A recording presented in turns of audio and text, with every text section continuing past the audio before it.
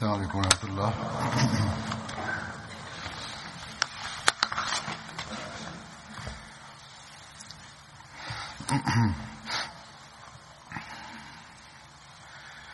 أشهد أن لا إله إلا الله وحده لا شريك له وأشهد أن محمدا عبده ورسوله أما بعد فأعوذ بالله من الشيطان الرجيم بسم الله الرحمن الرحيم الحمد لله رب العالمين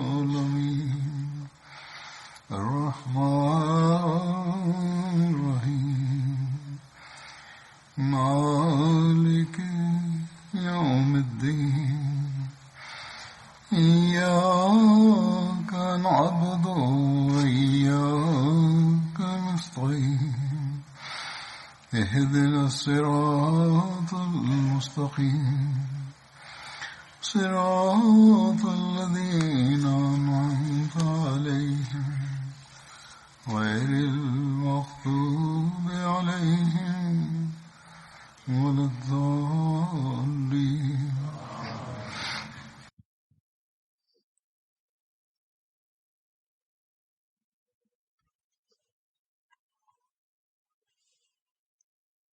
Le compagnon que j'évoquerai aujourd'hui se nomme Mus'ab bin Umair. Mus'ab bin Umair appartenait au clan Banu Abdiddar des Qurayshites. Son nom d'emprunt était Abu Abdillah.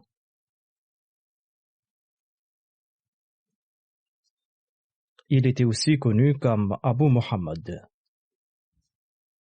Le père de Mus'ab se nommait Umair bin Hashim et sa mère se nommait Hanas ou Khanas bint Malik.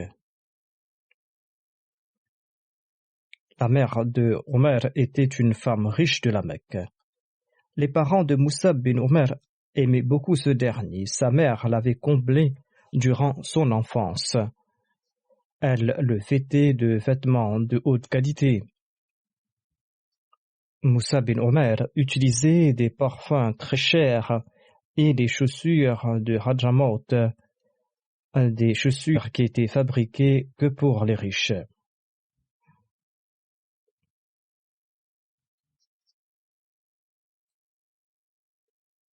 Hadramaut est une grande région côtière à l'est d'Aden. En tout cas, Mus'ab bin Umair portait des vêtements de très grande qualité. Il se parfumait avec du parfum de haute qualité. Et même ses chaussures venaient de l'extérieur. La femme de Mus'ab bin Umair se nommait Hamina bint Jahash. Elle était la sœur de Zainab bint Jahash, la mère des croyantes et l'épouse bénite du saint prophète Mohammed sallallahu alayhi wa sallam. Elle se nommait Hamina bint Jahash et de leur union est née une fille nommée Zainab. Lorsque le saint prophète Mohammed lui évoquait Mus'ab bin Umair, il disait: Je n'ai pas vu de personne aussi beau et aussi nanti que Mus'ab bin Umair.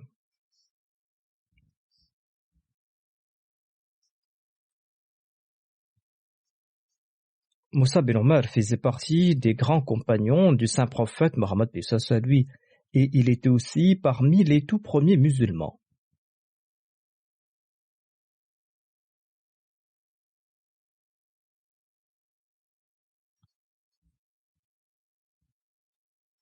Mus'ab avait embrassé l'islam lorsque le saint prophète Mohammed lui prêchait son message à la Dar Arqam.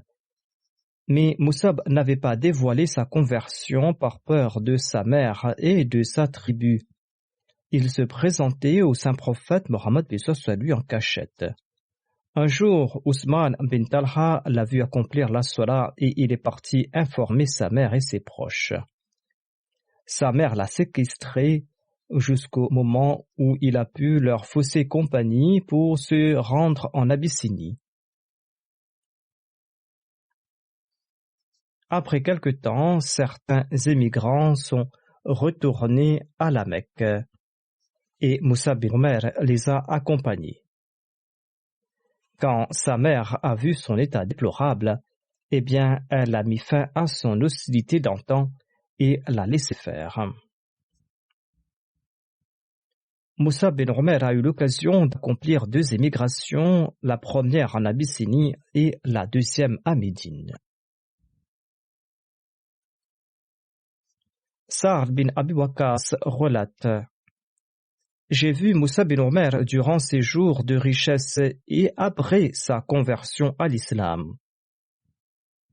Il a enduré tant de souffrances pour la cause de l'islam que sa peau s'enlevait de son corps comme un serpent qui faisait sa mue. Ainsi donc, ses compagnons ont laissé des exemples sublimes de sacrifice. Un jour, Moussa bin Umair s'est présenté au saint prophète Mohammed lui qui était parmi ses compagnons. Moussa portait des vêtements rapiécés avec des morceaux de peau, alors qu'il portait naguère des vêtements onéreux. Voyant son état, les compagnons ont baissé la tête.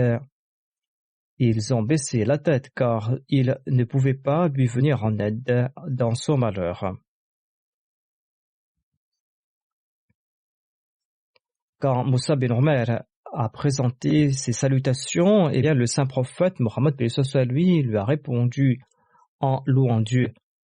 Ensuite, le saint prophète lui a déclaré: Alhamdulillah, toutes les louanges appartiennent à Allah. J'ai vu Moussa bin Umair au temps où il était le plus nanti de la Mecque. Il était l'enfant préféré de ses parents. Or, l'amour pour Dieu et son prophète sallallahu alayhi wa sallam l'a fait tomber dans cette condition. Il a abandonné la richesse pour le plaisir d'Allah.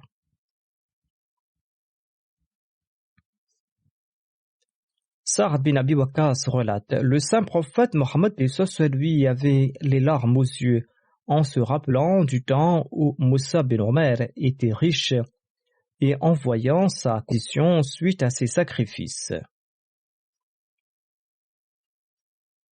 Le saint prophète Mohammed lui s'est souvenu de sa condition d'antan. Ali relate: nous étions assis dans la mosquée en compagnie du saint prophète Mohammed lui quand Moussa bin Umair est entré. Il portait un manteau rapiécé avec des bouts de peau. Quand le saint prophète Mohammed lui l'a vu, il avait les larmes aux yeux en se rappelant du temps où il était riche et en voyant sa condition présente. Sur ce, l'envoyé d'Allah a déclaré: quelle sera votre condition lorsque le matin l'un d'entre vous portera une rechange de vêtements et une autre le soir? C'est-à-dire, vous serez si riche que vous changerez de vêtements matin et soir. Ensuite, le saint prophète lui a déclaré: on vous présentera un plat et on enlèvera l'autre qui était devant vous. C'est-à-dire que vous consommerez une multitude de plats, comme c'est la tradition aujourd'hui. Le saint prophète Mohammed lui a ajouté: il y aura des rideaux dans vos maisons comme c'est le cas pour la Kaaba, c'est-à-dire que vous utiliserez des rideaux coûtant très cher. Il a décrit là la richesse dans laquelle vivront les musulmans. Les compagnons ont demandé au prophète d'Allah, sallallahu alayhi wa sallam, notre situation sera-t-elle meilleure que celle d'aujourd'hui? Serons-nous libres afin de pouvoir rendre culte à Dieu? Si nous serons aussi riches, nous pourrons à loisir rendre culte à Dieu et il ne sera plus nécessaire de travailler. Le saint prophète, paix soit lui, a répondu: non. Votre situation présente est meilleure, vos actes d'adoration et votre niveau sont bien meilleurs que ceux de cette époque de l'aisance.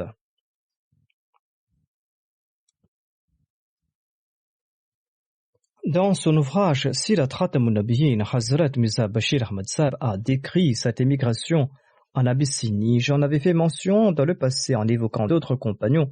J'en fais mention de nouveau ici brièvement.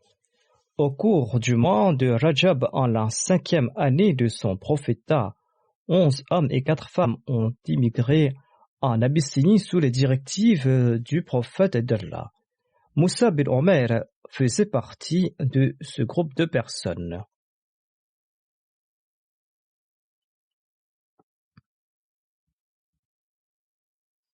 Hazrat Mirza Bashir Ahmad Sahib écrit: il est fort étrange que la majorité de ces premiers immigrants appartenaient à de puissantes tribus des Koraïchites. Rares étaient ceux qui étaient issus des couches faibles de la société. Ceci démontre deux choses. Premièrement, même ceux qui appartenaient aux puissantes tribus de la Mecque n'étaient pas à l'abri des cruautés des Koraïchites. Deuxièmement, les faibles, à l'instar des esclaves, étaient dans un tel état de dénuement qu'ils ne pouvaient même pas s'exiler. Les Koraïchites fulminés de rage quand ils ont appris que cette proie s'était extirpée de leurs griffes. Ils ont envoyé leurs agents à leur poursuite, mais quand ils sont arrivés à la côte, le bateau était déjà parti et ils sont retournés déconfits. Une fois en Abyssinie, les musulmans ont vécu dans une grande sérénité, ayant prié tout au long de leur voyage pour être à l'abri des cruautés des Koraïchites. Lors de la première Bayra d'Aqaba, 12 individus de Médine ont prêté allégeance au saint prophète Mohammed sallallahu alayhi wa sallam. Quand ils retournaient, le saint prophète Mohammed lui a envoyé avec eux Moussa bin Omer, afin qu'il puisse leur enseigner le Saint-Coran et l'islam. Moussa bin Omer était connu comme le Qari ou le Muqri à Médine.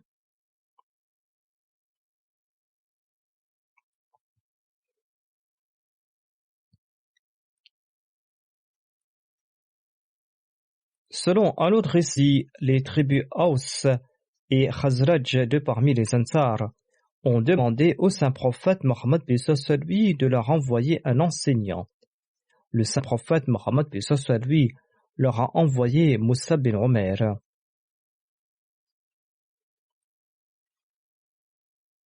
À Médine, Moussa bin Omer a logé chez Asad bin Darara et il dirigeait les prières. Moussab a logé chez Asad bin Darara pour un certain temps. Par la suite, il a logé chez Saad bin Mu'adh.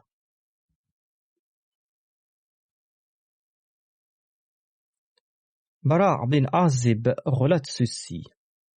Les tout premiers compagnons et migrants s'étant rendus à Médine étaient Moussa bin Omer et Ibn Maktoum. Une fois à Médine, tous deux ont commencé à nous enseigner le Saint-Coran. Ensuite, Ammar, Bilal, Saad sont venus à Médine. Par la suite, Omar bin Khattab, accompagné de 20 compagnons, sont venus eux aussi à Médine. Le saint prophète Mohammed lui est venu par la suite. Jamais les Médinois n'étaient aussi contents que le jour où le saint prophète Mohammed lui est arrivé à Médine. Les garçons et les filles chantaient « Vous êtes le prophète d'Allah et vous êtes venus chez nous ».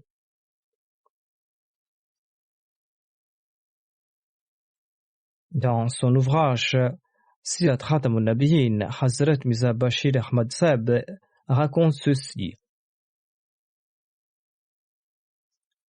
Il dit ceci à propos de Moussa bin Omer, que ceux qui ont embrassé l'islam à la Dar et Arqam sont considérés comme les premiers musulmans.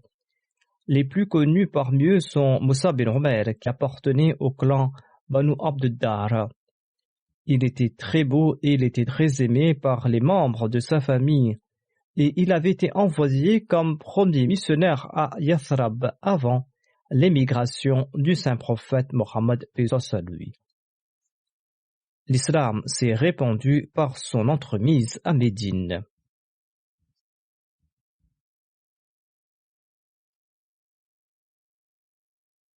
Selon un autre ouvrage de la Sira, Moussa bin Omer était le premier à diriger la prière de Juma à Médine avant l'émigration.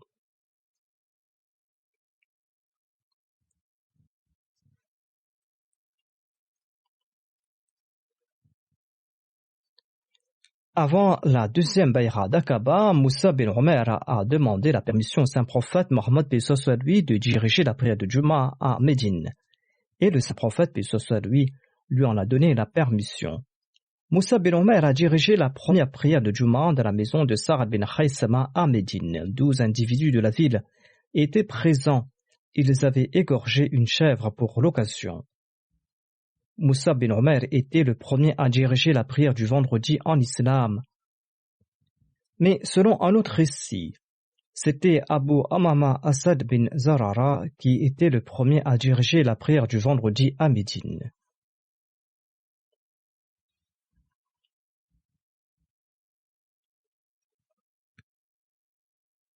En tout cas, Moussab était le tout premier missionnaire. Moussab et Asad bin Zarara ont visité les différents quartiers des Ansar afin de prêcher le message de l'islam. Et grâce aux prédications de Moussab, nombre de compagnons ont embrassé l'islam, dont certains des plus éminents, à l'instar de Sa'ad bin Mu'adh, Abbad bin Bishr, Muhammad bin Maslama et Usayd bin Hudayr.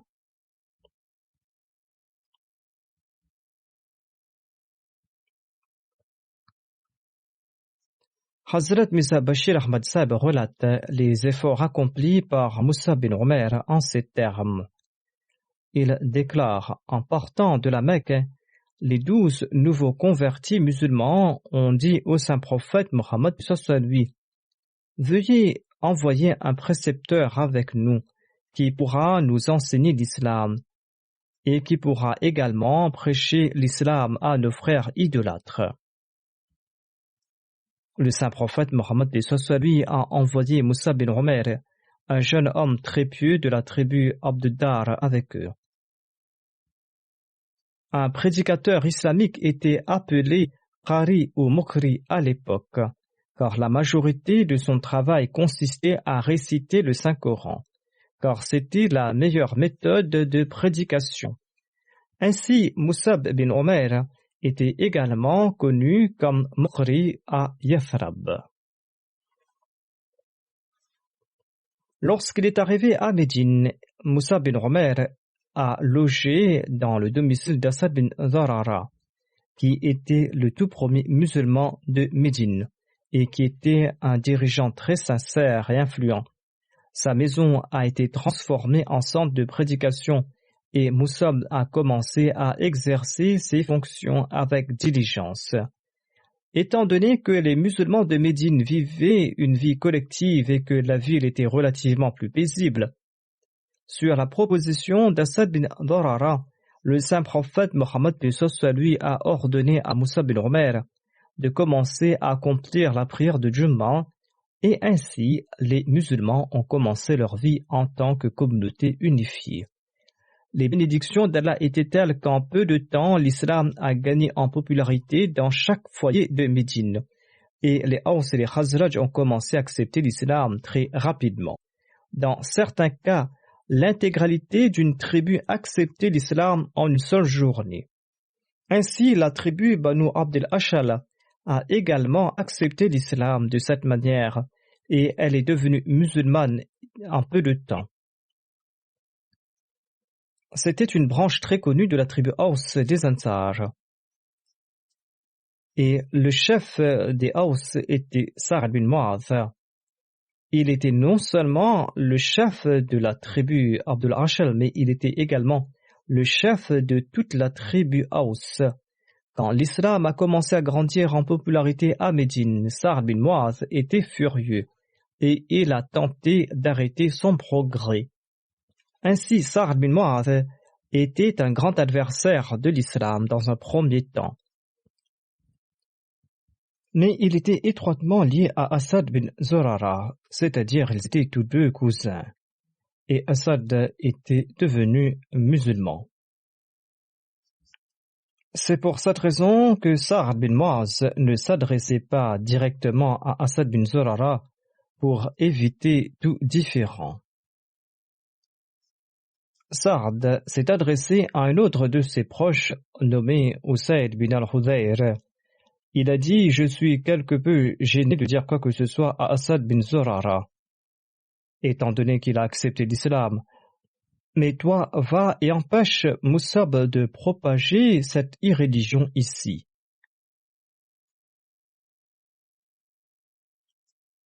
Ainsi, au lieu d'arrêter Asad bin Zurara, va arrêter Musab et demande-lui de cesser de propager l'irréligion dans notre région et dit à Asad que ce mode de vie n'est pas correct. Usayd était issu des chefs vénérés de la tribu Abdul Ashal et son père était le chef de toute la tribu Aws pendant la bataille de Bu'ath. Et après Sa'd bin Mu'adh, Usayd bin al-Hudayr avait une influence importante au sein de sa tribu. Par conséquent, suite à l'incitation de Sa'd, il s'est rendu chez Musab bin Umair et chez Asad bin Zurara. Il s'est adressé à Musab sur un ton colérique en disant « Pourquoi sèmes-tu les religions chez notre peuple ? Cesse ces pratiques où le résultat ne sera pas agréable. » Avant que Musab ne puisse répondre, Asad s'est adressé doucement à lui en disant « Il est un chef très puissant de sa tribu. Parle-lui avec beaucoup de courtoisie et d'amour. » Par conséquent, Musab s'est adressé à lui sur un ton très respectueux et aimant et il a dit « Ne vous fâchez pas, veuillez vous asseoir et écoutez ce que nous avons à dire, et vous pourrez formuler votre opinion par la suite. » Usayd a trouvé que c'était une proposition logique et il s'est assis. Il était de bonne nature, donc, et il s'est assis pour écouter ce que Musab avait à dire. Musab lui a récité le Saint-Coran et l'a éclairé sur les enseignements de l'islam. Usayd était tellement impressionné et ému qu'il a accepté l'islam sur le champ et il a dit « Il existe un autre homme derrière moi. S'il se convertit, toute notre tribu acceptera l'islam. Attendez-moi ici, je vais l'envoyer. » Usayd est parti et suite à quelques excuses, il a envoyé Sa'd bin Mu'adh chez Musab bin Umair et chez Asad bin Zurara. Sa'd bin Mu'adh est venu et il a dit furieusement à Asad bin Zurara « Asad, tu abuses de tes relations familiales et cela n'est pas bien. » Musab l'a calmé tendrement et il lui a dit « Prenez place ici et écoutez ce que je vous ai à dire. S'il y a quelque chose de répréhensible, eh bien vous pourrez le rejeter. » Sa'd a répondu « Très bien, cet appel me semble rationnel. » Il a posé sa lance, ensuite il s'est assis. Et de la même manière, Musab lui a récité le Saint-Coran et il lui a exposé les principes de l'islam. Il l'a fait à sa manière qui était très attirante. Et après quelque temps, cette idole s'est soumise également. C'est-à-dire, Sa'd bin Mu'adh s'était calmé.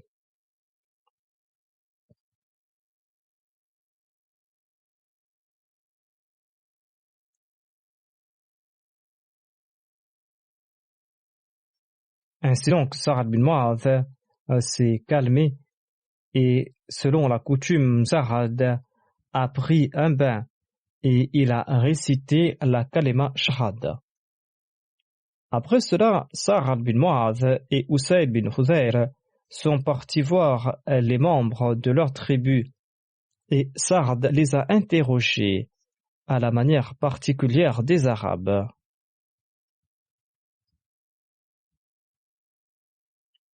Il leur a demandé « Ô Bani Abdul Ashal, quelle est votre opinion à mon sujet ?» Ils ont répondu à l'unisson « Vous êtes notre chef et le fils de notre chef. Nous avons pleine confiance en vous. » Sa'd a répondu « Eh bien, en ce cas, je n'ai rien à voir avec vous tant que vous n'accepterez pas Allah et son messager. » Après cela, Saad leur a expliqué les principes de l'islam. Et le soir n'était pas encore venu que toute la tribu s'était convertie à l'islam. Saad et Usaid ont brisé de leurs mains les idoles appartenant à leur tribu. Saad bin Mu'adh et Usaid bin al-Khudayr ont accepté l'islam ce jour-là et ils étaient comptés parmi les compagnons les plus éminents du saint prophète Mohammed paix soit lui et les plus éminents parmi les Ansar. Ils possédaient sans aucun doute un statut éminent, en particulier Saad bin Mu'adh. Saad bin Mu'adh qui avait le même statut parmi les Ansar qu'Abu Bakr parmi les Muhajirines de la Mecque. Saad bin Mu'adh était extrêmement sincère et il était très loyal et il était un très grand serviteur de l'islam. Il était dévoué envers l'islam et le prophète de l'islam. Étant donné qu'il était très intelligent, il était le chef de sa tribu. Il acquit une position dans l'islam qui n'était pas seulement distinctive. Il était parmi les compagnons les plus éminents du saint prophète Mohammed paix soit lui. Lors de sa disparition précoce, le saint prophète Mohammed paix soit lui a prononcé ces paroles. La mort de Saad a même ébranlé le trône de Dieu. Ainsi, ces paroles étaient basées sur une réalité très profonde. L'islam s'est répandu rapidement parmi les Aws et les Khazraj, et les Juifs regardaient le spectacle avec terreur, et dans leur cœur, ils se disaient « Dieu seul sait ce qui va se passer ». Nombre de personnes ont embrassé l'islam grâce aux efforts de Musab. En l'an 13 de l'Hégire, il s'est rendu à la Mecque avec une délégation de 70 Ansar. Hazrat Mirza Bashir Ahmad Sahib en fait mention dans son ouvrage Sirat Khatam an-Nabiyyin en puisant de plusieurs sources. Il raconte qu'au cours du mois de Dhul Hijjah en l'an 13 du prophète, à l'occasion du Hajj, des centaines de personnes des tribus Aws et des Khazraj sont venues à la Mecque. Parmi eux se trouvaient 70 qui étaient devenus musulmans ou qui étaient désireux de le devenir et qui s'étaient rendus à la Mecque pour rencontrer le saint prophète Mohammed sallallahu alayhi wa sallam. Moussa bin Omer était également de la partie. Sa mère était en vie et bien qu'elle était idolâtre, elle l'aimait beaucoup. Lorsqu'elle a été informée de la venue de son fils Moussab, elle lui a envoyé ce message en disant « Viens d'abord me rencontrer avant de partir ailleurs ». Moussab a répondu « Je n'ai pas encore rencontré le saint prophète Mohammed paix soit lui, je viendrai vous voir une fois que je l'aurai rencontré ». Ainsi, il s'est présenté au saint prophète Mohammed paix soit lui et il a informé le saint prophète paix soit lui sur des questions importantes. Puis il est parti visiter sa mère. Sa mère, quant à elle, était très en colère parce que son fils n'était pas venu le rencontrer. Et quand elle l'a vu, elle s'est mise à pleurer et à se plaindre. Moussab a déclaré « Oh ma mère, je vais vous dire quelque chose de merveilleux qui sera très bénéfique pour vous et qui mettra fin à tout désaccord. » Elle a demandé « Qu'est-ce donc ?» Moussab a répondu avec douceur « Abandonnez le culte des idoles et devenez musulmane et croyez dans le saint prophète Mohammed paix soit lui. » Sa mère était une fervente idolâtre et dès qu'elle a entendu cela, elle a commencé à faire du bruit en disant « Je jure par les étoiles, je n'entrerai jamais dans votre religion. » Et elle a signalé à ses proches de capturer Moussab, mais celui-ci s'est échappé. Je présenterai d'autres récits à propos de Moussa bin Omer. Je m'arrête ici étant donné que je dirigerai la prière funéraire de 2 personnes en l'absence de leur dépouille. Je mentionnerai quelques points au sujet des défunts et Inch'Allah à l'avenir j'évoquerai de nouveau Moussa bin Omer. La première prière funéraire sera celle de Malik Munawar Javed Sahib, fils de Malik Muzaffar Ahmad. Il est décédé le 22 février dernier à l'âge de 84 ans. Inna lillahi wa inna ilayhi raji'un. Le défunt souffrait du foie depuis un certain temps et il a été hospitalisé 10 jours à la Tahir Heart Institute avant de rendre l'âme. Le défunt est émoussé par la grâce de Dieu. Il laisse derrière lui son épouse, 4 filles et 2 fils.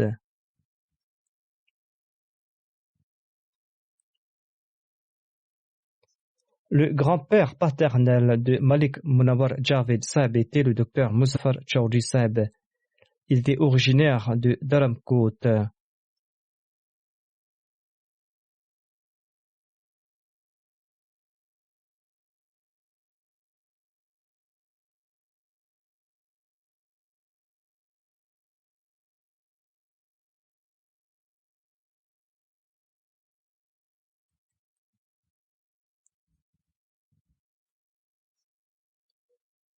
Et son grand-père maternel était Cheikh Abdul Karim Sahib. Il était originaire de Razipur du district de Sargodha. Son grand-père, quant à lui, était donc originaire de Dharamkot.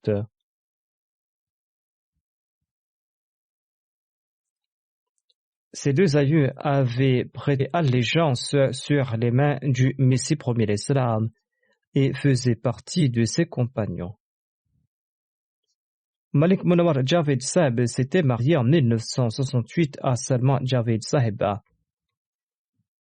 Celle-ci est la fille de Soufi Hamid, qui était lui-même le fils de Hafiz Soufi Ghulam Mohammed, missionnaire de l'île Maurice et compagnon du Messie premier l'Islam. Le docteur Zafar Hussain, un autre compagnon du Messie premier l'Islam, était le grand-père maternel de l'épouse du défunt. Hafiz Soufi Ghulam Mohammed, missionnaire de l'île Maurice, faisait partie de ces 313 compagnons du Messie premier l'Islam. Ainsi donc, les grands-pères maternels et paternels de Malik Munawar Sahib et de son épouse étaient tous les 4 des compagnons du Messie premier l'Islam par la grâce d'Allah. Malik Munawar Sahib relate comment il avait décidé de dédier sa vie. Il déclare: en 1982, j'ai écouté un discours du 4e calife prononcé lors de l'Ijtima de l'Ansarullah. Dans ce discours, le 4e calife avait évoqué l'importance du waqf. Et à la fin, il a prononcé une phrase qui disait: ne souhaitez-vous pas que vous preniez votre dernier souffle en tant que personne dédiée pour la cause de Dieu? Cette phrase a été un tournant dans ma vie, a déclaré le défunt, et je me suis demandé si je pourrais moi aussi dédier ma vie. En tout cas, il a pris la décision de se dédier, et il a fait la requête au 4e calife le 10 août 1983.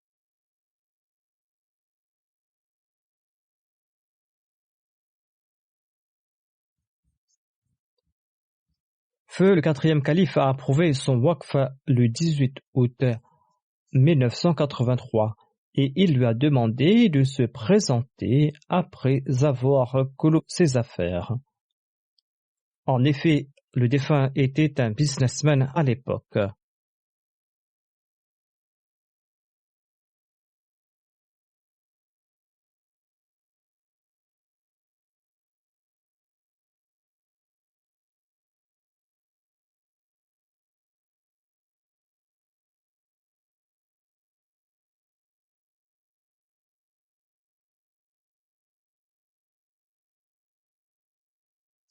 Le 28 août 1983, feu le 4e calife l'a affecté au département Sanat Tijarat.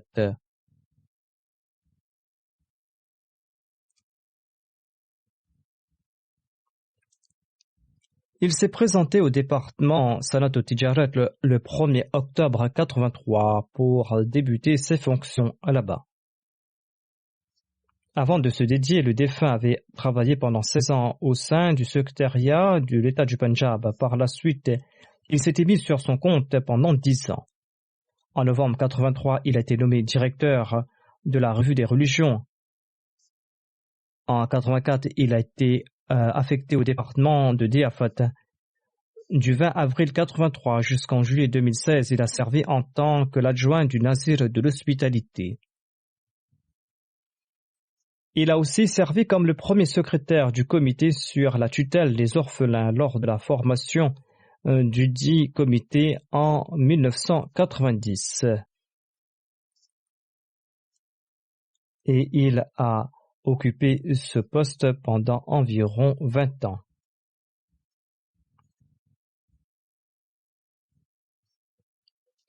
De 1968 jusqu'en 1970, il a servi au sein de la Khuddam al-Ahmadiyya du Pakistan en qualité de caïd de la province et de la région de Lahore. Il a servi pour environ 10 ans. Il a servi au sein de l'Ansarullah de 1984 jusqu'en 2014. Au cours d'une période de 31 ans, il a servi en tant que caïd du Tahrik Jadid, caïd Tarbiyat, caïd Ishaat au sein de l'Ansarullah. Et pendant ces 5 dernières années, il a servi en tant que l'adjoint du Sadr de l'Ansarullah du Pakistan.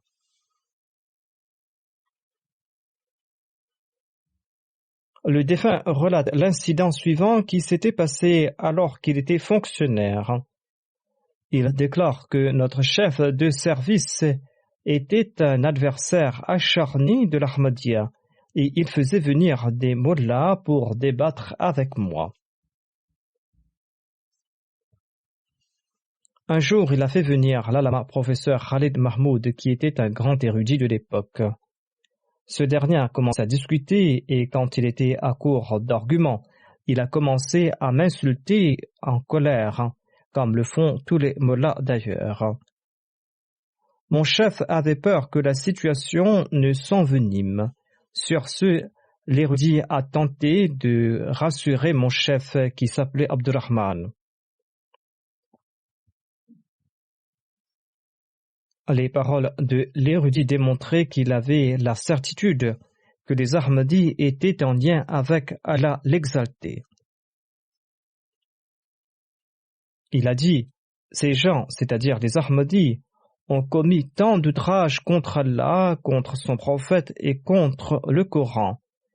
Ils ont commis tant d'outrages qu'Allah les aurait dû certainement les détruire.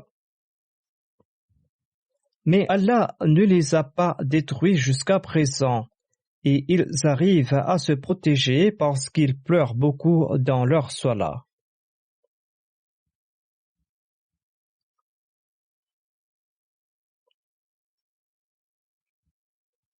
Le défunt a dit à l'érudit, « Allah Masab, donnez-moi cela par écrit. » Il a demandé pourquoi faire. « Si je te donne cela en écrit aujourd'hui, tu vas le publier dans un journal le lendemain. » Ainsi, ils sont contraints d'avouer que les prières et les pleurs des Ahmadis leur sont bénéfiques et qu'Allah les écoute. En dépit du fait que nous sommes égarés à leurs yeux, ils sont certains qu'Allah nous écoute. Qu'Allah ouvre les yeux de ces gens. Ils sont en train d'égarer la population et qu'Allah préserve cette dernière de leurs mensonges et de leurs tromperies. Oussama Azhar, l'aide du responsable du département de l'hospitalité, relate ceci. Malik Munawar Jawed était un très bon gestionnaire. Il se levait la nuit pour faire des rondes à la Daruz-Ziafat et il prenait des rapports des travailleurs. Et si le climat le demandait, il leur fournissait du thé et des œufs. Il était d'une grande bienveillance à l'égard des travailleurs de la Daruz-Ziafat. Il était au courant de la situation familiale de chacun d'entre eux et tentait de les aider financièrement de manière discrète. Son gendre, qui est aussi son neveu, relate ceci. Le défunt m'encourageait tout le temps à accomplir la salat et à être proche du califat et à servir la religion. Il m'a toujours encouragé en ce sens. Le défunt m'a raconté qu'après sa retraite, il avait décidé de réduire de moitié ses contributions dans les fonds volontaires, étant donné que ses revenus avaient décru.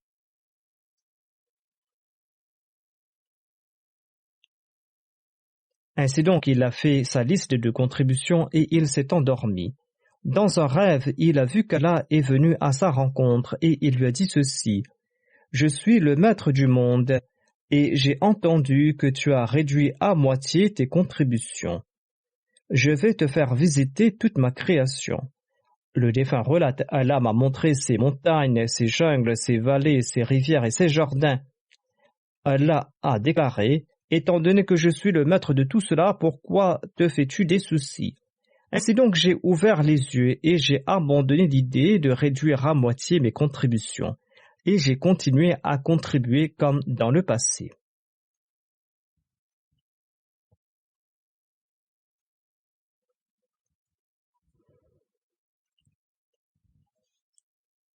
Son épouse relate: Lorsque mon mari faisait des affaires avant qu'il ne se dédie, il plaçait de l'argent dans sa poche et se vêtait de son manteau durant les nuits froides.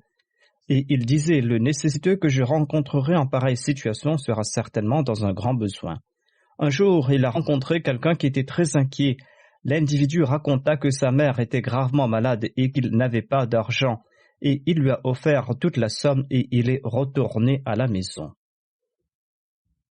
Asif Mujib, missionnaire qui travaille comme aide au Nazir Ziafat, relate: Parfois, en raison de la foule, on peinait à fournir des logements aux invités. Certains invités utilisaient des paroles très dures devant tout le monde et parfois en venant au bureau. Mais le défunt écoutait tout calmement. Parfois, il présentait ses excuses, les mains jointes. Certains de ces invités qui proféraient ces paroles dures avaient le même âge que ses enfants. Un jour après le départ des invités, j'ai dit: Malik Saheb, cela me peine beaucoup que vous avez demandé pardon à cet enfant en joignant vos deux mains. Il m'a répondu: Pourquoi cela te fait de la peine? C'est bien moi qui ai demandé des excuses en joignant les mains. D'ailleurs, le Messie premier l'Islam, qui est l'hôte de ses invités, courait derrière ses invités les pieds nus afin de les convaincre de retourner. M. Asif relate: J'étais un jour dans son bureau quand il m'a raconté l'incident suivant. Un vieux était venu dans le bureau et il était tout en colère. Il a dit au défunt: Est-ce bien toi, Malik Munawar Jawed? Le défunt lui a répondu: Oui, c'est bien moi. Le vieux lui a demandé: Est-ce le Langar Khana de ton père?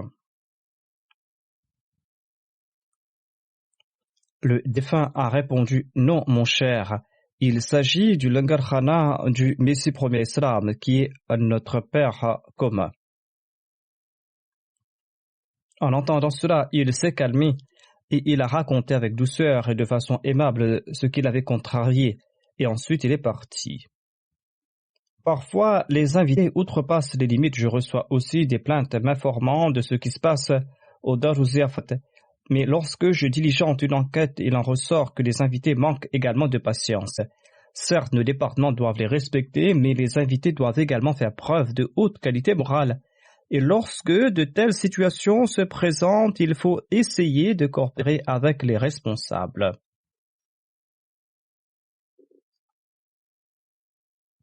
Le défunt a rempli à merveille son devoir de waqf. Lorsque j'étais Nazir Allah, le superviseur général, je supervisais aussi la restauration ou le département de la Ziafat, et il était mon adjoint. J'avais remarqué qu'il avait un souci permanent pour les biens de la communauté, et il ne se retenait jamais pour dire la vérité. Malgré le fait qu'il était mon adjoint, s'il voyait que quelque chose était plus profitable pour la communauté que ce que j'avais moi-même proposé, alors sans hésiter, il présentait son avis qui allait à l'encontre du mien, en disant que si on agit de la sorte, ce sera mieux. Chaque Waqfi Zindagi doit cultiver cette qualité en lui, celle d'offrir son avis de façon respectueuse et de la bonne manière. Le défunt avait une grande fidélité envers le califat et il l'exprimait dans chacune de ses lettres. Il m'a rencontré à 2 reprises et à chaque fois qu'il me rencontrait, je me rendais compte de cela. Qu'Allah fasse preuve de miséricorde et de pardon à son égard et qu'il exalte son rang et qu'il accorde patience à sa femme et à ses enfants et qu'il leur permette de perpétuer ses actions pieuses. La deuxième prière funéraire sera celle du professeur Munawar Shamim Khalid, fils de Cheikh Mahboub Alim Khalid, qui est décédé le 16 février dernier à Rabwa à l'âge de 81 ans. Inna lillahi wa inna ilayhi raji'un.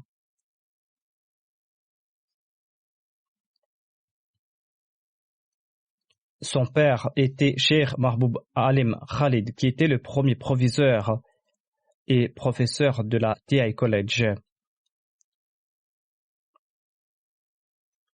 Le troisième calife l'avait nommé Nazim Baytul Mal Ahmad. Il a occupé cette fonction pour une très longue période. Ensuite, le quatrième calife l'a nommé président de l'Anjuman Ahmadiyya. Shamim Khalid était le fils aîné de cette personne.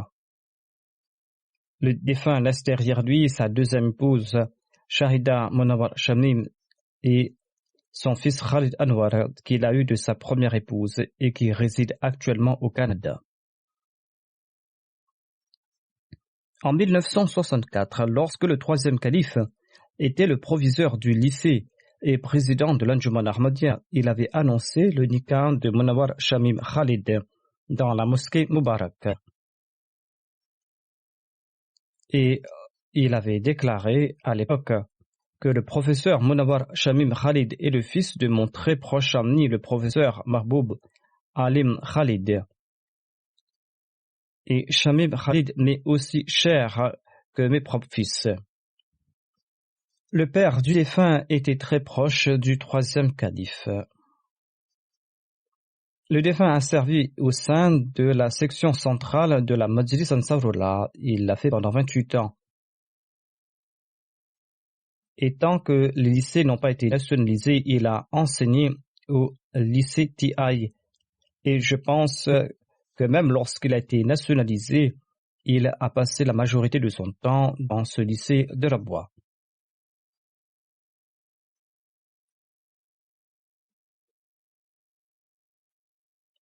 J'avais donc mentionné que le défunt était le fils de Mahboub Alim Khalid. Son grand-père était Maulvi Farzan Ali, qui était l'ancien imam de la mosquée de Londres et qui a également servi en tant que Nazir Baytul Mal.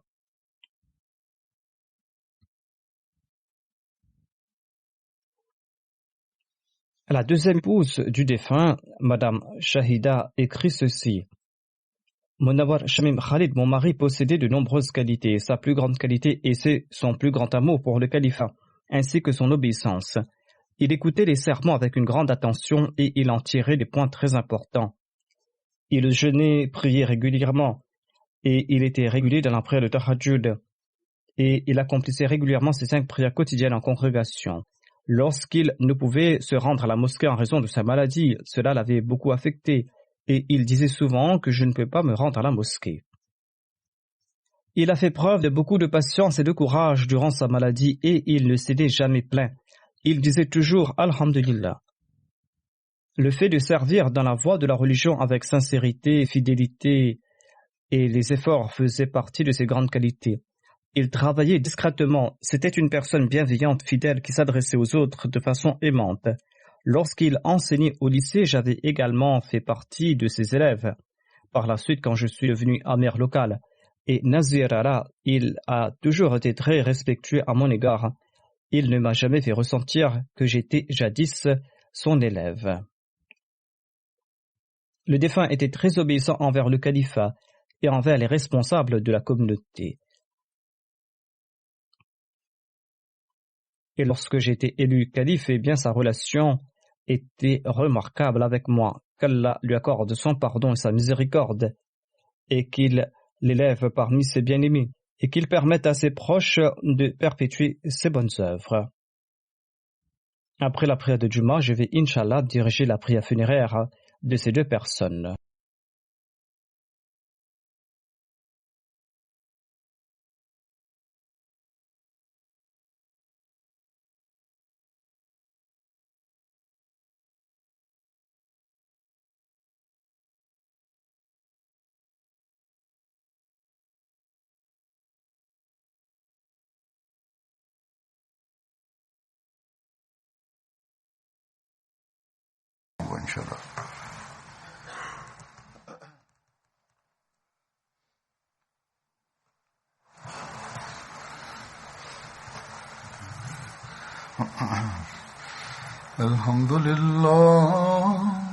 الحمد لله نحمده ونستعينه ونستغفره ونؤمن به ونتوكل عليه ونعوذ بالله من شرور أنفسنا ومن سيئات أعمالنا من يهده الله فلا مضل له ومن يضلل فلا هادي له ونشهد أن لا إله إلا الله ونشهد أن محمدا عبده ورسوله عباد الله رحمكم الله إن الله يأمر بالعدل والإحسان